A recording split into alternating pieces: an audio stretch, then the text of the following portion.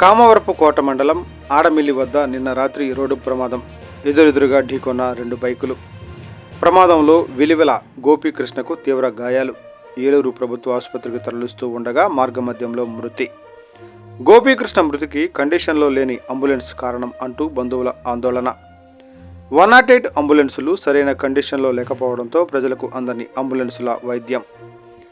ఏలూరు సర్వజన ప్రభుత్వ ఆసుపత్రిలో నిరుపయోగంగా ఉన్న అంబులెన్సులపై జిల్లా కలెక్టర్ చర్యలు చేపట్టినా పట్టించుకొని ప్రభుత్వ ఆసుపత్రి అధికారులు.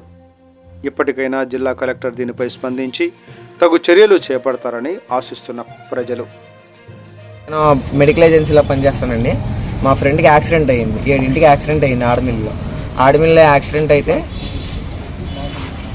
ఆడమిల్లో యాక్సిడెంట్ అయితే అంబులెన్స్ ఫోన్ చేశారు. అంబులెన్స్ ఫోన్ చేస్తే ఇది అంటండి బ్యాకప్ అంబులెన్స్ ఉంటుందండి.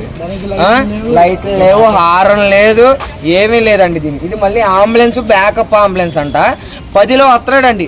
మేము రిటర్న్ వెళ్ళి హార్న్ కొట్టుకొని మళ్ళీ అంబులెన్స్ ని ట్రాఫిక్ అంతా క్లియర్ చేసుకొని మేము దీన్ని తీసుకొచ్చామండి. ఇది అంబులెన్స్. ఇది అప్పుడు ఆడి ప్రాణం పోయింది. అడిది ఇప్పుడు ఎవరైనా ఇవ్వగలరండి? రేపు ఈ రోజు ఎవడో చెప్తున్నారు దీన్ని ప్రాణం కాపాడేసింది అది ఇది. రేపు పొద్దున్న ప్రాణం చంపేద్దని ఎవడైనా చెప్పగలరా? చెప్పండి, నాకు ఒకసారి తెలియాలి. నాకు అసలు మళ్ళీ తాళ్ళు కట్టున్నాయి. కనీసం అంబులెన్స్ కి తాళ్ళు, డోర్లు కూడా లేవు. కావాలంటే రా అన్న చూపిస్తా.